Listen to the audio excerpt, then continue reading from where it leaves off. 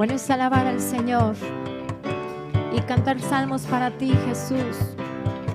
Mientras tengamos vida lo haremos, Señor. Bueno es alabar al Señor, tu nombre, darte gloria, honra y honor por siempre. Bueno es alabarte, Jesús, y gozarme en tu poder.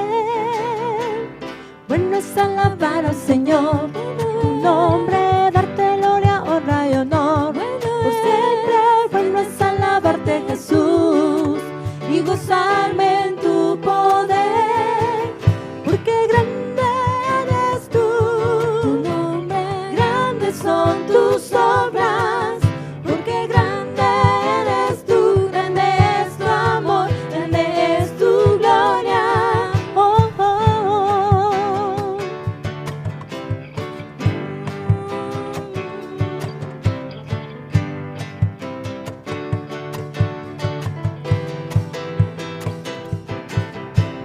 Bueno es alabar al Señor, tu nombre, darte gloria, honra y honor por siempre. Bueno es alabarte, Jesús, y gozarme en tu poder. Bueno es alabar al Señor, tu nombre, darte gloria, honra y honor por siempre. Bueno es alabarte, Jesús, y gozarme en tu poder, porque grande eres tú, grandes son tus obras, porque grande eres tú, grande es tu amor, grande es tu gloria, porque grande eres tú, grandes son tus obras, porque grande eres tú, grande es tu amor, grande es tu gloria.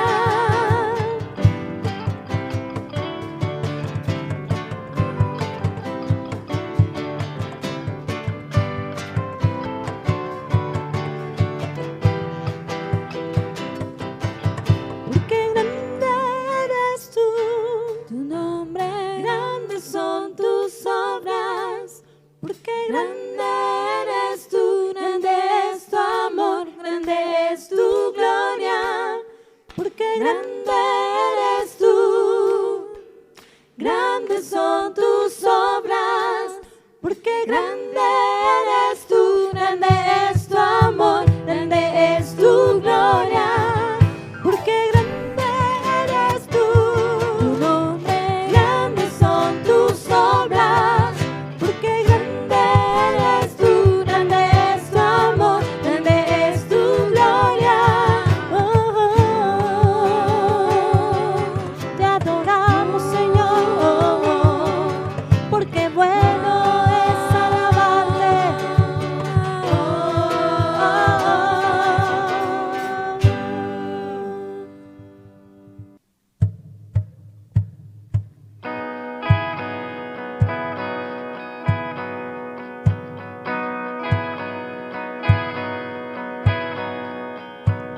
Quien rompe el poder del pecado, su amor es fuerte y poderoso, el Rey de gloria, el Rey de majestad.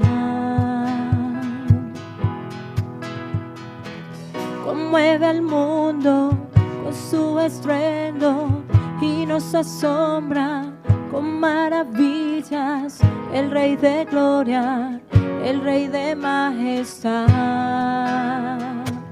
Gracias sublime es, perfecto es tu amor. Tomaste mi lugar, cargaste tú mi cruz, tu vida diste ahí, ahora libre soy. Oh, Jesús, te adoro por lo que hiciste en mí.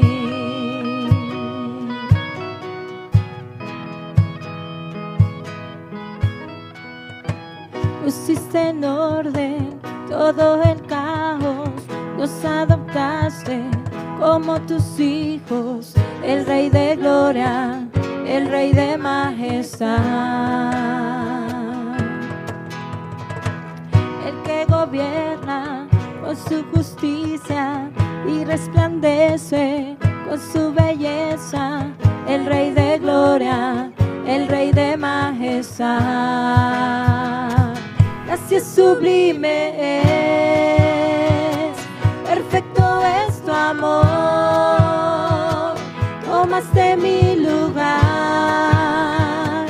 cargaste tú mi cruz, tu vida diste ahí, ahora libre soy. Oh, Jesús, te adoro por lo que hiciste en mí.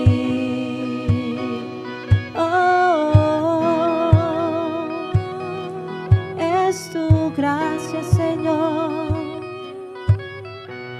Dile que es digno. Digno es el Cordero de Dios. Digno es el Rey que la muerte venció. Digno es el Cordero de Dios. Digno es el Rey que la muerte venció. Digno es el Cordero de Dios. Digno es el Rey que la muerte venció. Digno es el Cordero de Dios. Digno, digno. Gracias sublime es, perfecto es tu amor. Tomaste mi lugar, cargaste tú mi cruz, tu vida diste ahí, ahora libre soy. Oh, Jesús, te adoro por lo que hiciste en mí. Oh Señor, muchas gracias por tu amor.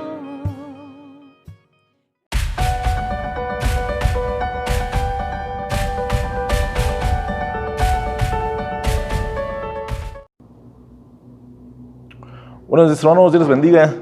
Una vez más estamos aquí en esta casa de oración y nos ha tocado la oportunidad de compartir la palabra de Dios una vez más. El título de este mensaje se llama El poder de la palabra. Y vamos a hablar sobre qué es lo que en estos tiempos está haciendo falta en la sociedad y también en el cuerpo de Cristo. Tenemos, en estos últimos meses de contingencia, hemos tenido una relación de personas que ha empezado a desanimarse y a desalentarse.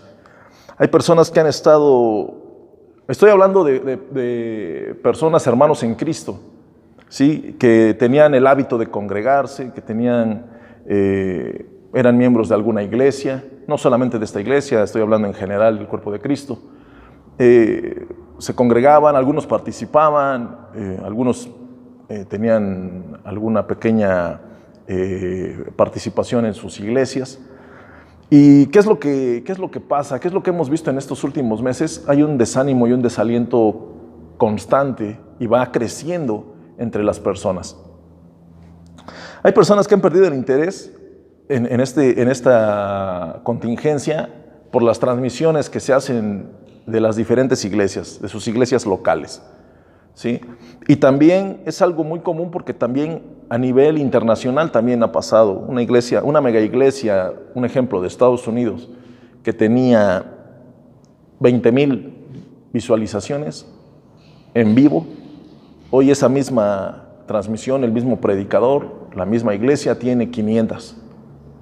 Entonces imagínense una iglesia, vamos a hablar acá de México, que tenía 2,000 visualizaciones, hoy tienen 300, 200. ¿Qué es lo que pasa con las iglesias de las ciudades chicas que tenían 200 visualizaciones, 300 visualizaciones? Yo le invito a que usted vea y se va a dar cuenta que tienen 10 visualizaciones, 15 visualizaciones. Hay algo que está fallando, hay algo que está pasando. Hay muchas personas que en este periodo de contingencia se van a cambiar de iglesia o ya se cambiaron de iglesia.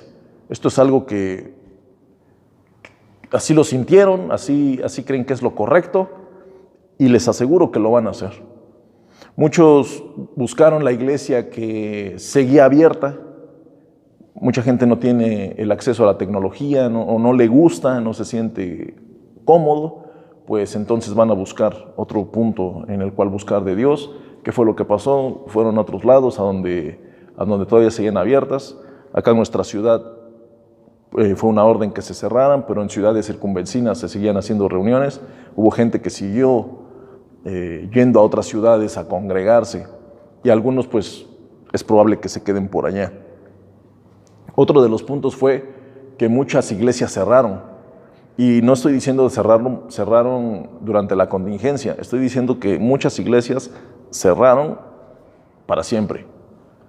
¿Por qué? Porque hay gastos, hay situaciones extraespirituales que pues ya no se pudo llevar a cabo el mantenimiento, el sostenimiento del edificio, entonces tuvieron que entregarlo, pagaban renta, pagaban gastos fijos, y en 6 meses que no hay ingresos es una realidad. Esto es una realidad, esto no es una crítica ni nada, es una realidad. Ahora, pero eso es lo menos peor.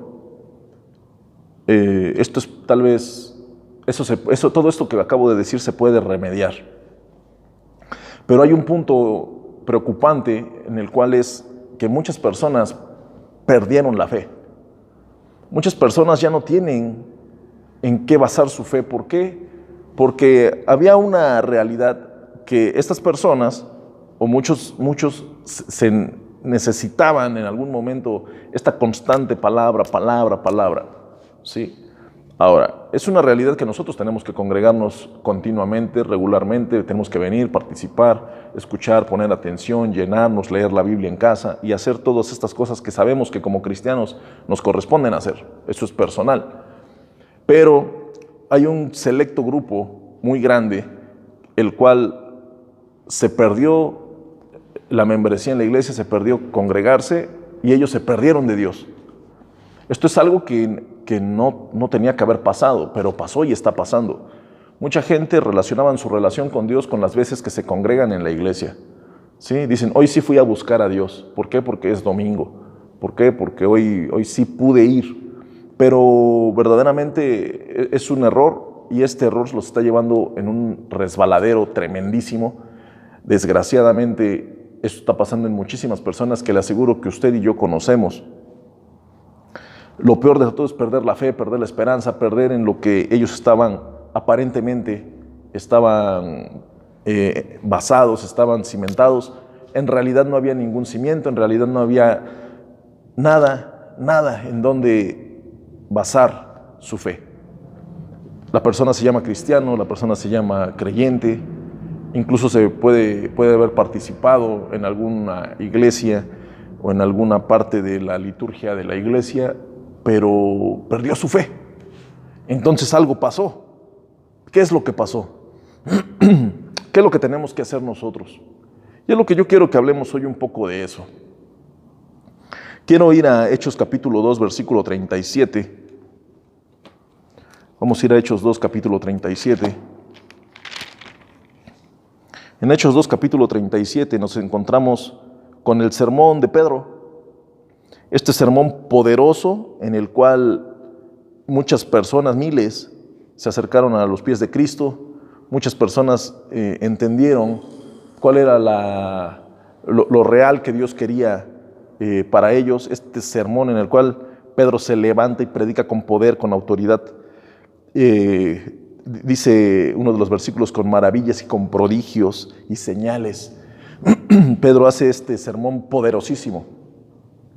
Pero yo lo invito, hermano, a que usted analice este sermón, el sermón de Pedro de Hechos capítulo 2, y nos vamos a ver qué fue lo que les predicó, que hizo que la gente se quedara impactada. En Hechos capítulo 2, versículo 37 dice, al oír esto, se compungieron de corazón y dijeron a Pedro y a los otros apóstoles, varones hermanos, ¿qué haremos? ¿Qué haremos? Dice el 38, Pedro les dijo, arrepentíos y bautícese cada uno de vosotros en el nombre de Jesucristo para perdón de los pecados, y recibiréis el don del Espíritu Santo. ¿Qué haremos? Dice, se compungieron de corazón. Compungir. ¿Qué es compungir? Compungir es aceptar un error en el cual estoy. En pocas palabras. Aceptar, reconocer que he estado haciendo algo mal y tengo que cambiar la manera que lo estoy haciendo.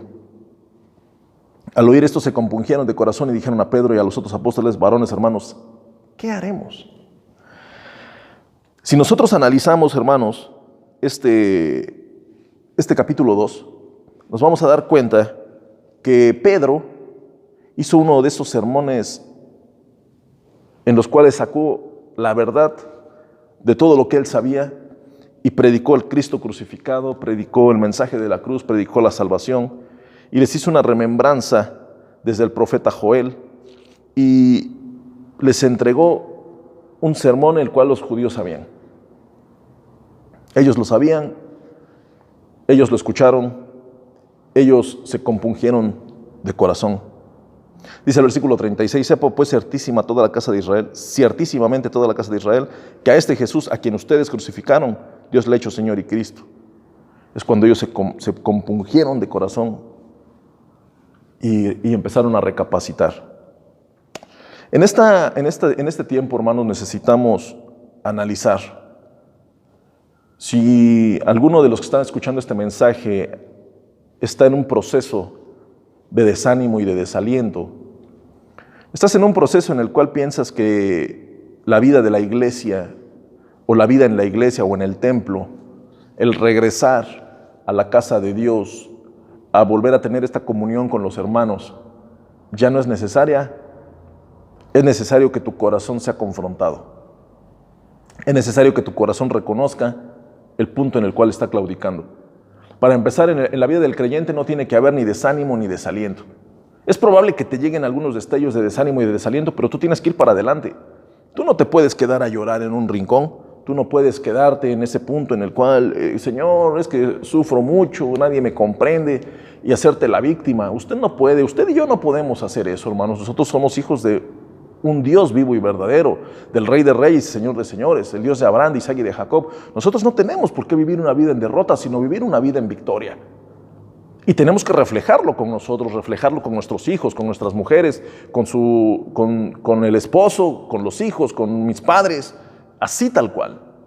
Nosotros no podemos andar viviendo una vida derrotados. ¿Qué es lo que pasa? ¿Por qué dije que muchos perdieron su fe? Porque a muchos los despidieron, porque a muchos se quedaron sin la entrada de efectivo para poder pagar sus gastos, para poder pagar la renta, para poder comprar la despensa, para poder hacer los gastos que tenían estipulados, los gastos que venían, los gastos corrientes. Entonces, cuando la persona se encuentra en este punto y dice, ¿ahora qué voy a hacer? Y si la persona tiene falta de fe, la persona va a empezar a decir, es que si Dios existiera, esto no me estaría pasando a mí. Si Dios fuera bueno, no me pasaría a mí. ¿Por qué a mí me pasa? Porque Dios no me quiere. Y empieza el desánimo y el desaliento en su vida a entrar. Y el enemigo está recargado, agarrándose la cola y dándole vueltas, festejando cómo te estás martirizando o cómo se estaba la persona martirizando. ¿Por qué? Porque eso es lo que él quiere. Ahora imagínense, es una persona y si logra contagiar a toda la familia, es una familia completa, martirizándose, haciendo de su mente un infierno, pensando que lo peor está por venir, y déjeme decirle que lo peor está llegando a sus vidas. ¿Por qué? Porque perdieron la fe. ¿Por qué? Porque dejaron de poner la mirada en Cristo, porque dejaron de poner la mirada en el blanco perfecto, porque dejaron de caminar como viendo al invisible. Y eso fue en 6 meses. En 6 meses. Nosotros no tenemos persecución. Nosotros no estamos pasando hambruna. Le aseguro, hermano, que por muy crítica que sea la situación, por muy desastrosa que sea la situación económica, siempre va a haber alguien, hermano, que si usted va y toca una puerta, oye, ¿sabes qué? Necesito 1 kilo de frijol, necesito esto otro, siempre va a haber alguien. O sea, ahorita no hay hambruna, no hay persecución como en otros tiempos hubo y como en otros lados la hay. Imagínese, hermano, que quítale las iglesias al pueblo y aparte ponle persecución y hambruna. Entonces se olvidan completamente de Dios. Ahorita solo no hubo iglesias por 6 meses y muchos se olvidaron de Dios. Muchos dijeron, esto no es lo mío, esto no sé qué pasó, yo creo que voy a tener que buscar mi fe y mi esperanza en otro punto. Pero ¿por qué pasó esto? ¿Por qué? ¿Por qué pasa esto? Este tema se llama el poder de la palabra. ¿Por qué? Porque la palabra tiene poder. La palabra tiene poder para convencer. La palabra tiene poder para transformar. La palabra tiene poder para regenerar. Para regenerar a la persona. La palabra de Dios. Esta fórmula perfecta que Dios ha puesto en nuestras vidas a través de su palabra, a través de los ministros, para que seamos confrontados y para que entendamos qué es lo que Él quiere hacer en nuestras vidas. ¿Cómo lo vamos a saber? A través de las predicaciones, a través de la lectura, a través de escuchar, aprender a escuchar. Déjeme decirle que muchas veces hay personas que dicen, no me gusta cómo predica tal predicador. Pero déjame decir, si te tocó verlo, estás sentado en ese lugar, escúchalo y aprende con humildad, porque Dios está hablando. Y es que no me gusta ese tipo de persona, y es que no me gusta esto. Y es que, ¿quién va a predicar? Entonces mejor le cambio a Cash Luna, mejor le cambio a Dante Gebel, mejor le pongo a Benny Hinn. ¿Sí? ¿Por qué? Porque no me gusta cómo predica el hermano, porque no fluye. Pero déjame decirte, hermano, que no es el pastor, ni el ministro, ni la persona que está predicando. Es la palabra en lo que tienes que poner la mirada y en lo que tienes que poner el oído. Eso es algo muy básico. ¿Por qué? Porque estas mismas personas que muchas veces piensan así, son las que perdieron la fe. Son las que cuando están abiertas las iglesias, vienen de todo el mes, vienen un domingo nada más. Son las mismas personas las cuales cuando son confrontados se molestan, no quieren que se les toque nada, con mi vida no te metas. Este tipo de personas son esas personas que empiezan a enfriarse y empiezan a poner en duda lo que ellos aparentemente decían ser. ¿Por qué predico de esto, hermanos? Porque en esta etapa en la cual estamos, algunas iglesias ya han abierto, iglesias que tenían 200 sillas están ocupadas 70 sillas, una tercera parte. Una iglesia que tiene 100 sillas está ocupada la mitad, o menos de la mitad. ¿Por qué? ¿A dónde fueron? Porque esa misma gente que anhelaba congregarse, cuando se vuelve a abrir la iglesia, no se congrega. Y hay mucha gente que en algún momento juzgaron, es que cómo van a cerrar las iglesias, no sean cobardes, no tienen fe. Pero esos mismos que criticaban tampoco, cuando la iglesia antes estaba abierta, tampoco se congregaban. Es porque hay algo que está faltando. ¿Estará faltando desde el púlpito hacia allá? ¿O estará faltando desde el que está sentado hacia lo que el que está en el púlpito está hablando? Pero yo estoy completamente seguro de algo, que mientras este lugar esté presente una Biblia y una persona que esté capacitada para predicar la palabra del Señor, el Espíritu Santo se va a mover, sea quien sea, puede ser un niño, un adolescente, un anciano, sea quien sea. El Espíritu Santo va a hacer su trabajo a través de este púlpito. Esto es una realidad. No es la persona, no es el hombre, no es la mujer, no es la unción de la persona.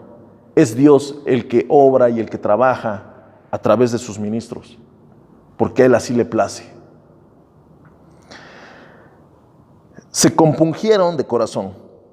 Ahora, uno de los puntos que necesitamos en la actualidad es que las personas se vuelvan a compungir de corazón, no compungir de sentimientos, porque todos se compungen de sentimientos.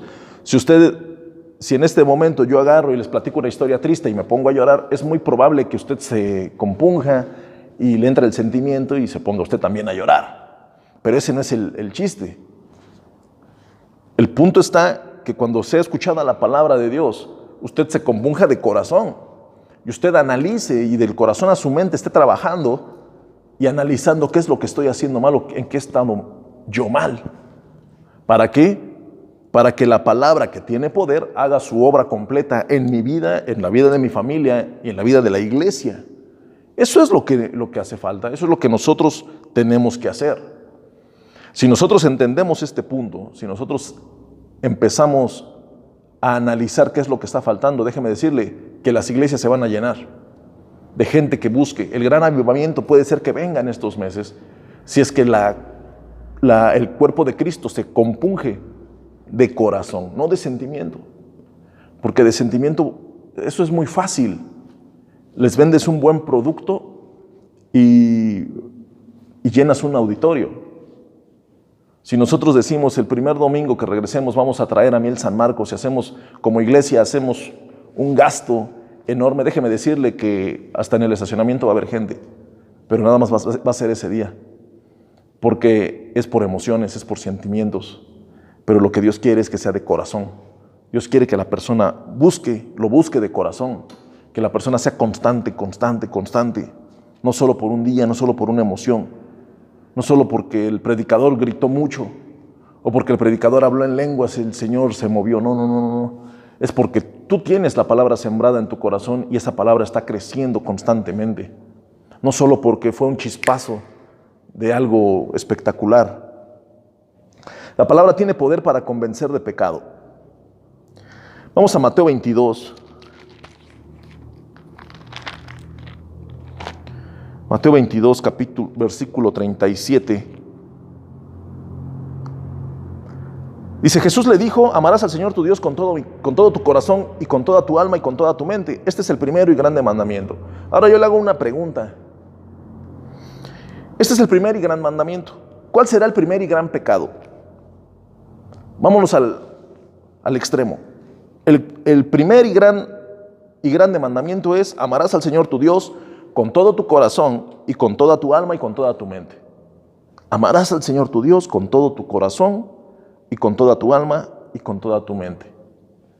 Tenemos el corazón, tenemos el alma y tenemos la razón con lo que pensamos. Con todo eso tenemos que amar al Señor. ¿Qué es lo contrario de eso? El polo opuesto de eso. ¿Sabe qué es, hermano? Dejar de hacer esto. Dejar de hacer esto, dejar de amar al Señor con todo nuestro corazón, con toda nuestra alma y con toda nuestra... Ese sería el gran pecado. Ahora, la pregunta es, y esta es una pregunta en la cual nosotros tenemos que analizarla y meditarla en nuestros corazones, en nuestra mente. La pregunta es la siguiente. ¿Hemos dejado de amar al Señor con todo nuestro corazón, con toda nuestra alma y con toda nuestra mente? ¿Hemos dejado de hacerlo? ¿Hemos amado más en esta cuarentena al Netflix? ¿Hemos amado más y tiene más nuestra alma y nuestro corazón las series, las redes sociales? O para pasar la cuarentena, si tiene usted los medios, se acomodó lo más posible para estar bien en su casa y ahora su corazón está en sus posesiones. ¿En dónde está su corazón? ¿En dónde está su mente? ¿Qué estaba usted pensando? ¿En qué anda usted pensando? ¿En qué andamos pensando? Dice la palabra que David andaba en comunión constante con el Señor, pensando en el Señor. No le estoy diciendo que usted tiene que estar repitiendo ciertas frases o cosas y descuidar todas sus cosas personales para andar pensando o para andar haciendo esto. Ese no es el punto. El punto es que mi corazón y mi mente estén conectados con mi Dios. Y esta pregunta tenemos que hacérnosla. ¿En verdad nuestro corazón y nuestra mente están conectados con nuestro Señor? ¿En verdad estamos amando al Señor con todo nuestro corazón, con toda nuestra alma y con toda nuestra mente? ¿Qué es lo que pasa cuando estamos enamorados?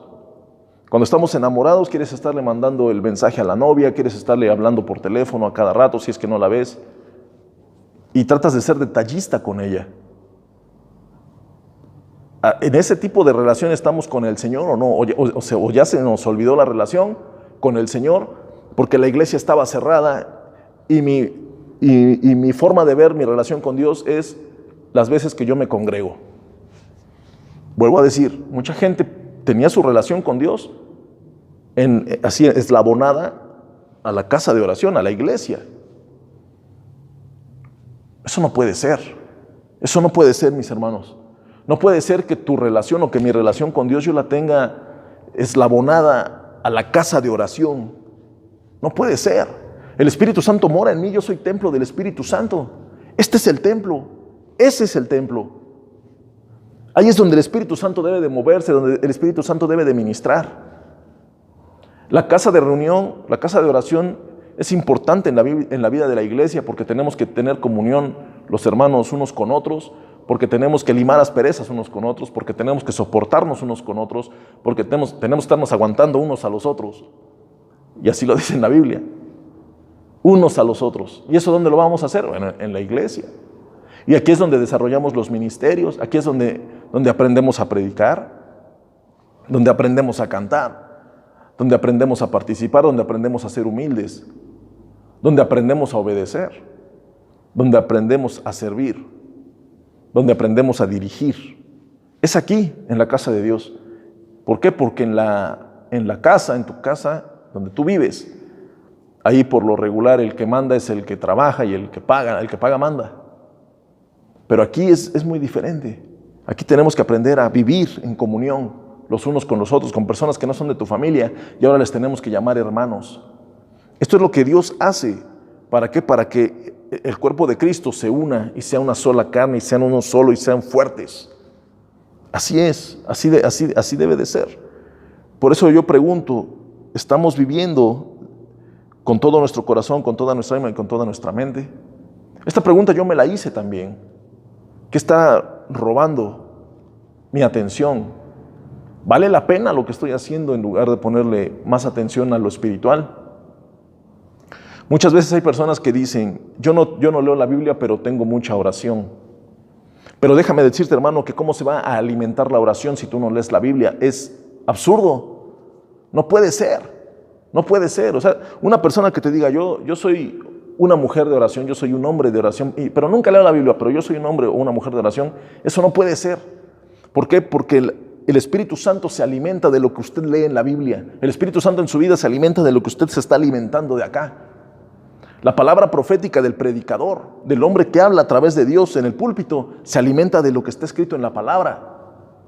No puede ser que usted deje la fuente de poder a un lado para buscar el poder en otro lado. No puede ser. La fuente de poder es la Biblia. La fuente de poder es la palabra. El Espíritu Santo se alimenta a través de lo que está escrito en la palabra, en la Biblia. Cuando usted va y le habla a alguien, hay una frase que tiene mucha gente, dice, suéltale una palabra. Pero ¿cómo le vas a soltar una palabra si no la conoces? Tienes que estar alimentado de la palabra de Dios para poder soltar un versículo poderoso, para poder darle una frase que conmueva su corazón. Hay una anécdota personal. Alguna vez la he platicado. Una vez llegó un hombre y este hombre estaba aturdido y muy golpeado por unos problemas que tenía. Y sumado a eso, se quedó sin trabajo. Entonces él llegó con otro y estábamos platicando. Llegaron a donde yo trabajo y estábamos platicando y el uno me dice, oye, tú que conoces de la Biblia, dile algo porque míralo cómo está. Yo al otro no lo conocía y me dice, soy católico. Y yo le dije, ¿y has leído la Biblia? Y me dice, sí. Y el otro, el conocido, me dice, pero dile, ¿tú qué sabes? Tú dile algo, anímalo. Entonces yo me volteo y le digo, ¿qué dice el Salmo 23:1? ¿Te lo sabes? Y este hombre se me queda viendo y en un instante se le llenaron de lágrimas los ojos, se recargó en el mostrador y se puso a llorar. Y el otro me dice, pues no le has dicho y ya está llorando. ¿Qué le dijiste? Él conocía la palabra. Él conocía la palabra. Yo solo le pregunté si se sabía el Salmo 23:1. Él conocía la palabra porque la había leído. Y su corazón fue, ¡pum!, compungido. Y se fortaleció. Y les recuerdo que él me confesó con sus labios que él era católico. pero había leído la Biblia. Se fueron. Después pasó y me dijo, te agradezco la palabra que me diste. Yo no le dije nada. Esto es algo tremendo. Yo no le dije nada, hermanos. Yo solo le hice una pregunta. Si sabía lo que decía en el Salmo 23:1. Ese es el poder de la palabra. Cuando el Señor ministra, la que habla es la palabra, no habla el ministro, no habla el predicador, no habla el siervo de Dios, no habla la persona, la que habla es la palabra. Y eso es algo que nosotros tenemos que entenderlo. Para que en el altar y para que en este púlpito esté la flama encendida, el que predica y el que está sentado, debemos de traer los leños para que se encienda más. Si yo vengo, mis hermanos, y hablo de algo que no tiene nada que ver con la Biblia, y yo les doy una plática motivacional, y tal vez me copio frases de grandes películas motivacionales que son motivaciones y sentimentalmente nos van a levantar el ánimo, pero déjame decirte, hermano, que este púlpito va a estar cenizas, no va a haber nada, no va a haber ni un destello, ni una chispa. ¿Por qué? Porque lo que habla es la palabra de Dios. Lo que enciende el fuego es Dios. Lo que enciende el fuego del Espíritu Santo en este lugar es el Señor, a través de su palabra. No es la persona. No son las palabras domingueras, las palabras rimbombantes que puedan salir por los labios de la persona. Pedro era un pescador. ¿Usted se imagina cómo hablan los pescadores? Imagínense, tienen que gritar, tienen que hablar, no sé, como lo personifican en las películas, una voz muy gruesa, grave, un hombre muy rasposo, muy duro.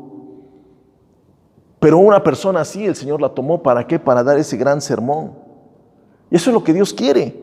Pero ¿qué fue lo que Pedro habló? Lo único que Pedro habló fue la palabra de Dios. Y eso es algo que nosotros debemos de entenderlo y debemos de buscarlo. Si usted se pregunta, analizando hasta lo que vamos, es que yo estoy un poco desanimado, déjeme decirle, hermano, que le hace falta la palabra. Y usted me dice, es que yo leo mi Biblia y no puedo, entonces le hace falta el poder de la palabra. Pero de que le falta algo, le falta algo. Si yo en un momento yo le puedo decir, es que hay algo que está pasando en mi vida y no sé qué es lo que pasa, entonces es la palabra. Y si no es la palabra, entonces es el poder de la palabra a través del Espíritu Santo en las vidas de las personas. Si no, entonces, ¿cuándo vamos a hacer lo correcto con nosotros en lo personal? ¿Cómo vamos a crecer si Dios no está en nosotros? Si el Espíritu Santo está apagado, está arrinconado, no quiere participar de la vida que nosotros llevamos, y nosotros seguimos en nuestros desánimos, en nuestros desalientos, y el Espíritu Santo necesita alimentarse porque está desnutrido. Y nosotros lo primero que hacemos cuando hay un desánimo, cierras tu Biblia y la pones arriba de un librero y no te acuerdas de ella. Tenemos que analizar, tenemos que investigar y tenemos que entender dónde está el problema. La palabra de Dios tiene poder para regenerar también. Vamos a ir a 1 de Pedro capítulo 1.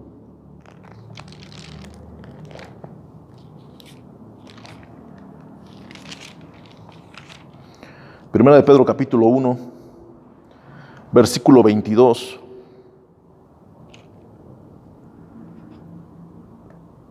Dice en mi Biblia la palabra eterna.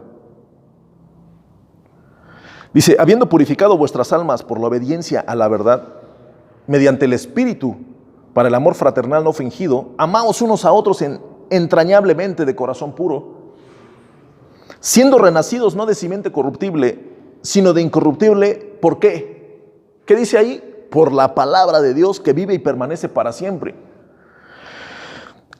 ¿Cómo somos purificados? Todo lo que está diciendo es por la palabra de Dios. Si nosotros no podemos siquiera tener la capacidad, la humildad, la actitud para tomar nuestra Biblia y para alimentarnos, para escuchar el sermón, para escuchar la palabra, entonces hay algo que está mal. Dice en Santiago, capítulo 1, versículo 18, Él de su voluntad nos hizo nacer por la palabra de verdad, para que seamos primicias de sus criaturas. Nosotros, hermanos, tenemos que entender que ese poder de la palabra para regenerar y para convencernos de lo que estamos mal, ese poder solo viene a través de la palabra, a través del Espíritu Santo. Acá no implica que la persona dejó de congregarse. Dice la palabra, no dejéis de congregarse como algunos tienen por costumbre. Esto es una gran verdad. Pero que su relación con Dios esté eslabonada a la casa de oración, eso no se lo acepto, eso es absurdo, eso no puede ser. No puede ser. Trabajo en el Mirador, que está en Puebla, ¿no? Vamos a poner un ejemplo. Usted consiguió un trabajo, o en las plataformas, donde se tiene que ir 14 días para allá. Hay hermanos amigos de nosotros, que nos han platicado cómo le hacen. ¿Sí? El que es cristiano y el que es creyente y el que ama a Dios va a buscar al Señor a como dé lugar. Estando arriba en alta mar, arriba de la plataforma, se juntan los que son cristianos y tienen su reunión de oración y tienen su lectura de la palabra. Ahí no hay uno que le llamen pastor, ahí no hay uno que le llamen, él es el líder, pero ellos en común tienen la necesidad de la palabra de Dios, la necesidad de escuchar a otros predicar la palabra de Dios, y empiezan a preguntar y se empiezan a identificar entre ellos, se unen y hacen reuniones diarias allá en sus trabajos. Ahí no hay iglesia, no hay templo, pero hay una gran necesidad de escuchar la palabra de verdad, la palabra de Dios. Y ellos estando en esa soledad allá en alta mar, en esas plataformas, hablando de ese trabajo, o en otro trabajo donde no tengas el acceso de congregarte, no significa que estas personas dejaron de buscar a Dios. Ellos siguieron buscando al Señor. Ellos en este tiempo no hubo iglesia, les aseguro que a ellos no les afectó, porque están acostumbrados a buscar a Dios. Cuando vienen a casa y están esas temporadas en familia, bueno, se congregan, tienen ese tiempo porque tienen la oportunidad. Pero su relación de usted y mi relación con el Señor no tiene que depender de las cuatro paredes, tiene que depender de lo que está en tu corazón, en tu mente y en tu alma. Eso es lo que tiene que depender. Ya abrieron las iglesias, no, ahora ya no voy porque ahora me gusta más el del internet. No es así. Porque ahora, si usted es una persona madura, si usted se considera que está en una etapa de madurez mayor que los demás, entonces usted es más necesario acá.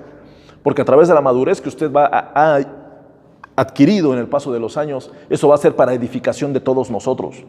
Lo necesitamos aquí. Usted puede decir, es que a mí no me gustan ciertas cosas.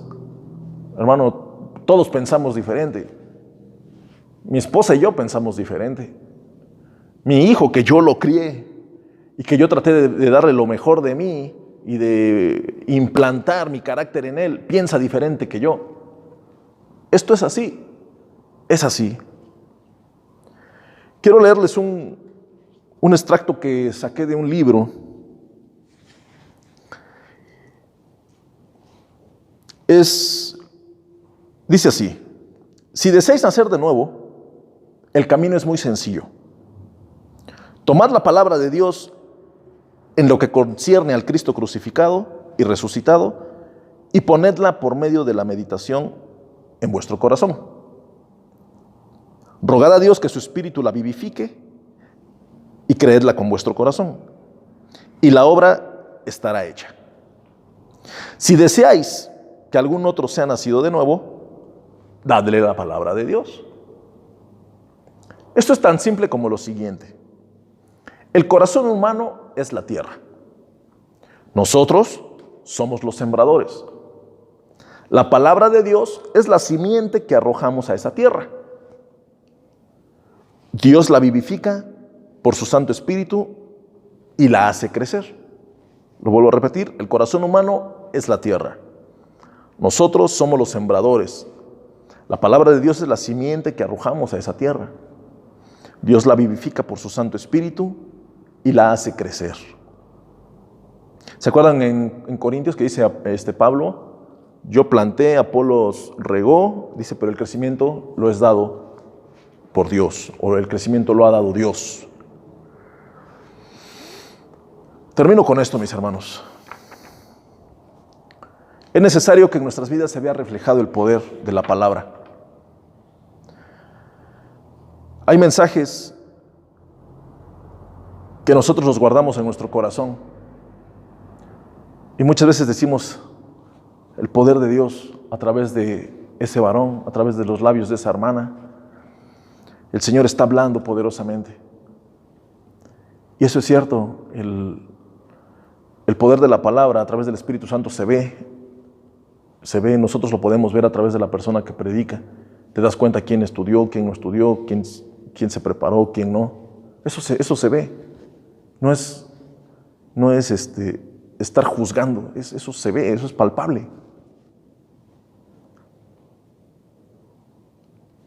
Pero para que usted y yo estemos avivados, el poder de la palabra esté encendido en nosotros, no depende de cuánta unción trae el predicador, ni de cuántos días en ayuno se metió el ministro, ni de qué tan de la mano está tomado el siervo o la sierva del Señor.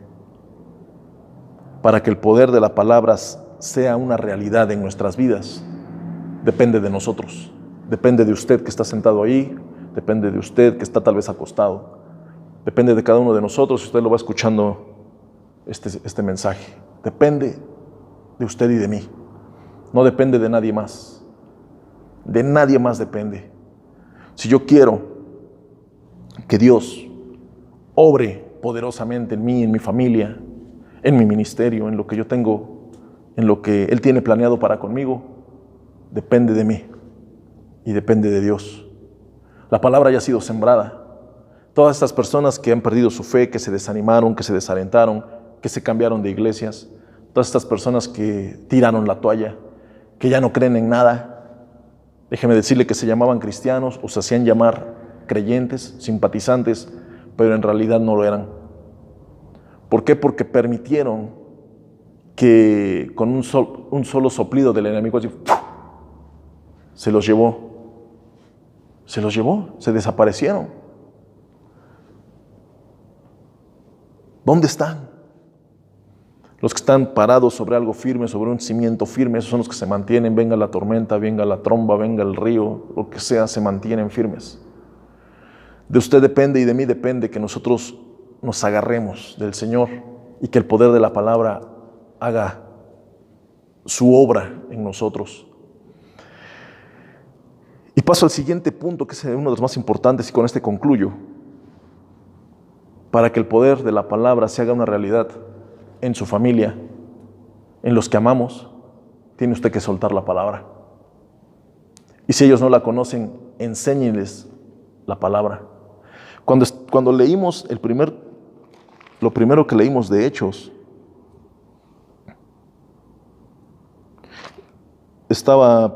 era cuando Pablo y Silas estaban en la cárcel, les dijo el carcelero, ¿qué tengo que hacer? Acepta a Jesús y le dan el mensaje. Pero dice más adelante que ellos les enseñaron. Ok, le dieron el mensaje de salvación.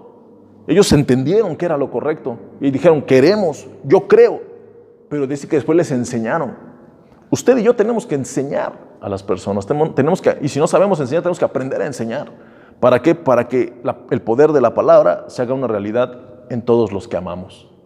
Así, mis hermanos, les invito a que mediten en esta palabra, a que analicemos esta palabra con nuestro corazón, con todo nuestro corazón, con toda nuestra alma y con toda nuestra mente, para que Dios haga lo que tenga que hacer en nuestras vidas. Vamos a hacer una pequeña oración.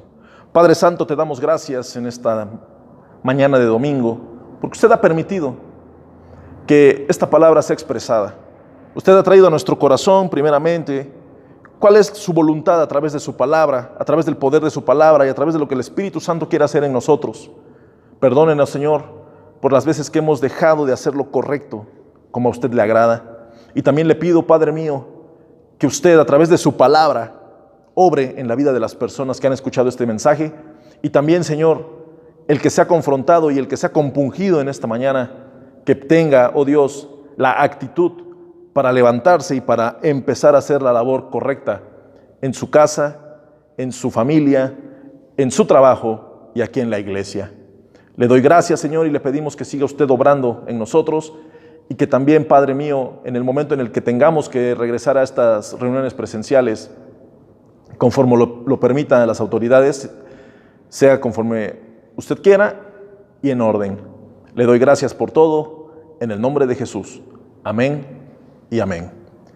Les doy gracias, hermanos, por su atención. Nos vemos pronto.